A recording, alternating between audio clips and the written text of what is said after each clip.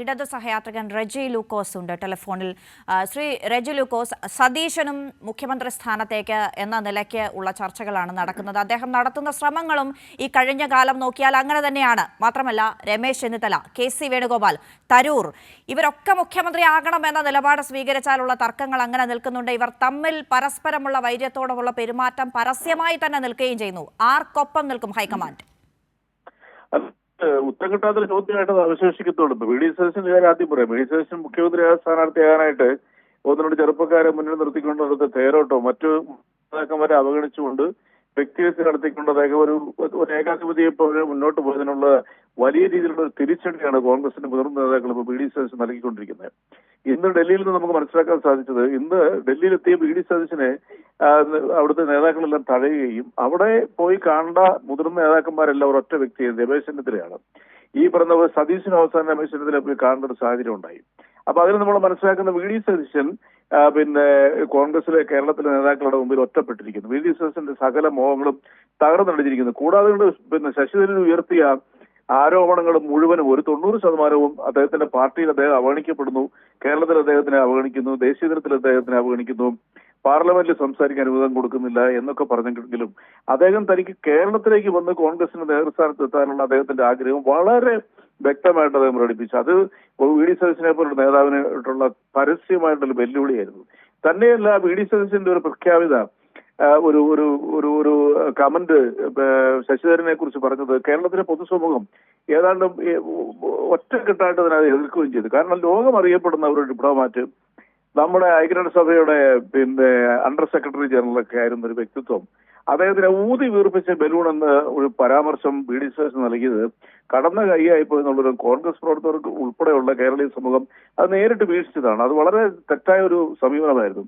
അപ്പൊ അതിലൂടെ തന്നെ ഈ VD സതീശൻ എന്ന് പറഞ്ഞ ഏകാധിപതി കേരളത്തിലെ ഭരണ സംവിധാനങ്ങളെയും കേരളത്തിലെ ജനങ്ങൾക്ക് കഴിഞ്ഞ 9 വർഷമായിട്ട് ഈ സർക്കാർ നേടിയെടുത്തുകൊണ്ടിരിക്കുന്ന വികസന പ്രവർത്തനങ്ങളെ മുഴുവൻ എതിർത്ത് കേരളത്തിന്റെ ഒരു ശത്രുതാപരമായ രീതിയിൽ നേരിടുന്ന ഈ പ്രതിപക്ഷ നേതാവിന്റെ ഒരു തകർച്ചയാണെന്ന് ഡൽഹി കാണാൻ സാധിച്ചത്. നമുക്ക് വളരെ വ്യക്തമായിട്ടറിയാം. അല്ലെങ്കിൽ VD സതീശനെ പോയി കണ്ട് നേതാക്കന്മാരെല്ലാം കുശലം പറയുകയോ അവരുടെ ആവശ്യങ്ങൾ പോകുന്നതിന് നേരെ വിരുദ്ധമായിട്ട് ഈ അടുത്ത കാലത്ത് രണ്ടാമത്തെ പ്രതിപക്ഷ നേതാവായി രംഗത്തെത്തിയ ചില മത സാമുദായിക സംഘടനകളുടെ നേതൃത്വമായിട്ട് അഡ്ജസ്റ്റ്മെന്റിൽ വന്ന രമേശ് ചെന്നിത്തലയുടെ മുമ്പിൽ ഇപ്പോൾ പുറത്തു പറഞ്ഞു കേൾക്കുന്ന പ്രസിഡന്റ് സ്ഥാനാർത്ഥികളായിട്ടുള്ള ബെന്നി ബെഹ്റാൻ, അടൂർ പ്രകാശ് ഇവരെ പോലുള്ളവരെ പോയി കണ്ടതിൽ നിന്ന് VD സതീശൻ ഏതാണ്ട് കോൺഗ്രസിൽ ഒരു ഒരു അപ്രിയനായി മാറി എന്നുള്ളതാണ് ഇന്നത്തെ ഏറ്റവും വലിയ ദുരന്തകരമായിട്ടുള്ള ഒരു സത്യാവസ്ഥ എന്ന് പറയുന്നത്. രണ്ടാമത് നമുക്ക് ചർച്ച ചെയ്യപ്പെടേണ്ടത് കോൺഗ്രസിനെ സംബന്ധിച്ചുള്ള അത് കേരളത്തിൽ ആടി ഉലഞ്ഞിരിക്കുന്നു.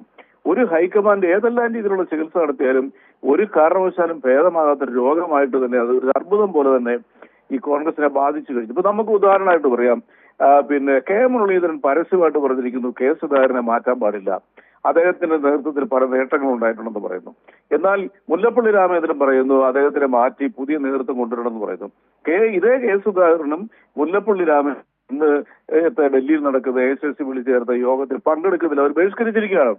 അതുകൂടാതെ എക്കാലവും VD സതീശന്റെ പിന്തുണ ഉണ്ടെന്ന് വിശ്വസിക്കപ്പെടുന്ന KC വേണുഗോപാൽ ഇന്ന് ഈ യോഗത്തിൽ പങ്കെടുക്കുന്നതിൽ മാറി നിൽക്കുന്നു. അതിന് മുഖ്യമായ കാരണങ്ങൾ ഡൽഹിയിലെ മാധ്യമപ്രവർത്തകർക്ക് അത് വളരെ വ്യക്തമായിട്ടറിയാം. ഞാൻ എന്റെ പല സുഹൃത്തുക്കളായിട്ട് സംസാരിച്ചപ്പോൾ നമുക്ക് മനസ്സിലാക്കുന്ന ഒരു വസ്തുത എന്ന് പറയുന്നത്, ശശി തരൂരിനെ 2 വർഷങ്ങൾക്ക് ശേഷം കാണാൻ ഒരു അപ്പോയിന്റ്മെന്റ് കൊടുത്തു നമ്മുടെ ബഹുമാനപ്പെട്ട രാഹുൽ ഗാന്ധി. ആ അപ്പോയിന്റ്മെന്റ് പാടില്ല എന്ന്, ശശി തരൂരിനെ വിളിക്കാൻ പാടില്ല എന്നുള്ള കർശന നിലപാടെടുത്ത KC വേണുഗോപാലിനെ അവഗണിച്ചുകൊണ്ടാണ് KC വേണുഗോപാൽ ഇതുവരെ ഉള്ള സ്വാധീനങ്ങൾക്ക് യാതൊരു പ്രാധാന്യമില്ല എന്ന് തെളിയിച്ചുകൊണ്ടാണ് ശശി തരൂരിന് അവസരം കൊടുത്ത് അദ്ദേഹത്തെ കേൾക്കുകയും ചെയ്തത്. അത് നമ്മളെന്താ മനസ്സിലാക്കുന്നത്, വേണുഗോപാലിനൊക്കെ എത്രയോ ഉയരത്തിലാണ് ശശി തരൂര്. കോൺഗ്രസിനെ സംബന്ധിച്ചോളം ശശി തരൂരിനെ ഒഴിവാക്കാൻ പറ്റാത്ത ഒരു വ്യക്തിത്വമാണെന്നുള്ളവരും വളരെ വ്യക്തമായി മനസ്സിലാക്കിക്കൊണ്ടാണ് രാഹുൽ ഗാന്ധി അദ്ദേഹത്തിന് അപ്പോയിന്റ്മെന്റ് കൊടുത്തത്. ആ അപ്പോയിന്റ്മെന്റിലൂടെ തന്നെ KC വേണുഗോപാലിന് പതിയെ മനസ്സിലായി ഇതുവരെയുള്ള തന്റെ നെഹ്റു കുടുംബത്തിലുള്ള പിടിയായിരുന്നു എന്ന് അദ്ദേഹത്തിന് ബോധ്യമായതുകൊണ്ട് അദ്ദേഹത്തിന് വിമർശനപരമായിട്ടുള്ള സമീപനം ഈ പറയുന്ന AICC നേതൃത്വത്തിന് മുമ്പിൽ അദ്ദേഹത്തിനെതിരെ ഈ കേരളത്തിൽ നിന്ന് പോയ കോൺഗ്രസ് നേതാക്കൾ അതിനുള്ള അതൃപ്തി പലരും പ്രകടിപ്പിച്ചിട്ടുള്ളതാണ്. പലരുടെ അവസരം തള്ളിക്കളഞ്ഞതൊക്കെ ഈ KC വേണുഗോപാൽ തന്നെ. രണ്ടാമത്തെ ഒരു പ്രധാനപ്പെട്ട കാര്യം എന്ന് പറഞ്ഞാൽ KC വേണുഗോപാലിനെ കുറിച്ചുള്ള ദേശീയ മാധ്യമങ്ങൾ വലിയ രീതിയിൽ ശ്രീ പ്രാധാന്യത്തോടെ റെജി ലൂക്കോസ്, ഈ തരൂരിനെതിരായ പരാതി ഹൈക്കമാൻഡിന്റെ മുമ്പിലുണ്ട്. പക്ഷെ ഹൈക്കമാൻഡ് ആദ്യം എടുത്ത നിലപാട് പരസ്യമായ പ്രതിഷേധങ്ങളോ വിമർശനങ്ങളോ പരാമർശങ്ങളോ ഒന്നും പാടില്ല എന്ന് പറയുന്ന സമയത്ത് തന്നെ തരൂരിനെതിരെ ഒരു നടപടിയുടെ ആവശ്യമില്ല എന്നൊരു മുൻകൂറായ ഒരു ഫോർകാസ്റ്റിംഗ് നടത്തുന്നുണ്ട്. അതിന് കാരണം വരുന്ന തെരഞ്ഞെടുപ്പ് മുന്നിൽ കണ്ടാണ് ഹൈക്കമാൻഡ് എന്നതിൽ തർക്കമൊന്നുമില്ല. പക്ഷേ ഈ കഴിഞ്ഞ ദിവസം UDF-ന്റെ നേതൃയോഗം നടക്കുന്നു, അതിൽ ഘടകകക്ഷികളുടെ വിമർശനമൊക്കെ ഉണ്ടാകുന്നുണ്ട്. ആ സമയത്ത് വരുന്ന തെരഞ്ഞെടുപ്പിനെ ബാധിക്കുമോ എന്നുള്ള ആശങ്കയൊക്കെ ഘടകകക്ഷികൾ ഉന്നയിക്കുന്ന സമയത്ത് ഇന്ന് മാത്രമല്ല മുസ്ലിം ലീഗ് അടക്കമുള്ള പാർട്ടികൾ ഹൈക്കമാൻഡുമായി കൂടിക്കാഴ്ചയ്ക്കുള്ള ശ്രമങ്ങൾ നടത്തിക്കൊണ്ടിരിക്കുന്ന ഘട്ടത്തിൽ സ്വാഭാവികമായും തരൂരിനെതിരെ ഒരു നടപടി എന്നൊരാവശ്യം ഉന്നയിക്കാനുള്ള ഒരു സാധ്യത മുന്നിൽ കാണേണ്ടതുണ്ടോ? പക്ഷേ ഇതുവരെയുള്ളത് പരിശോധിച്ചാൽ അങ്ങനെയല്ല എന്ന് വേണമെങ്കിൽ വിലയിരുത്താം. കാരണം തെരഞ്ഞെടുപ്പൊക്കെ വരികയാണല്ലോ. അല്ല, തീർച്ചയായിട്ടും അത് വളരെ കൃത്യമാണ്. കാരണം ശശി തരൂരിനെതിരെ ഒരു നടപടി എടുക്കാനുള്ള ആരോഗ്യം ഇന്ന് AICCക്ക് അല്ല. കാരണം ശശി തരൂർ ഒരു ജനകീയ നേതാവാണ്. വലിയ രീതിയിലുള്ള യുവാക്കളിൽ സ്വാധീനിക്കുന്ന, അത് കേരളത്തിൽ ദേശീയ തലത്തിലുള്ള യുവാക്കളിൽ സ്വാധീനിക്കുന്ന ഒരു വ്യക്തിത്വമാണ് ശശി തരൂർ എന്ന് അറിയാവുന്നത് കൊണ്ട് ശശി തരൂർ നടപടി എടുക്കുക എന്ന് പറഞ്ഞാൽ അത് കോൺഗ്രസിനെ സംബന്ധിച്ചൊരു അചിന്തനീയമാണ്. അതുകൊണ്ടല്ലേ 2 വർഷങ്ങൾക്ക് ശേഷം തരൂർ പ്രശ്നം ഉണ്ടാക്കിയപ്പോൾ അദ്ദേഹത്തിന് അപ്പോയിന്റ്മെന്റ് കൊടുത്തു. അദ്ദേഹത്തെയായിട്ട് മണിക്കൂറുകളോളം രാഹുൽ ഗാന്ധി അദ്ദേഹത്തിന് പറയാനുള്ള കാര്യങ്ങൾ മുഴുവൻ പറഞ്ഞത് വളരെ ആർജവത്തോടെ അദ്ദേഹത്തിന് അവഗണിക്കുന്നതിനെ കുറിച്ച് തനിക്കൊരു മുഖ്യ എന്റെ അടുത്തോടുകൂടി രാഹുൽ ഗാന്ധിയോട് പറയാനുള്ള ആർജവം കാണിച്ച നേതാവല്ല തരൂര്. ഇനി മറ്റൊന്നുകൂടെ പറയാം, ഇവിടെ മല്ലികാർജ്ജുന ഖാർഗെക്കെതിരെ AICC പ്രസിഡന്റ് സ്ഥാനത്തേക്ക് മത്സരിച്ച് ഏതാണ്ട് 1082 വോട്ട് നേടി ശശി തരൂർ നിസ്സാരക്കാരനല്ല. ആ ഭയമാണ് അദ്ദേഹത്തിന്റെ വർക്കിംഗ് കമ്മിറ്റിയിൽ സ്ഥിരാംഗമാക്കി അപ്പോയിന്റ് ചെയ്ത്.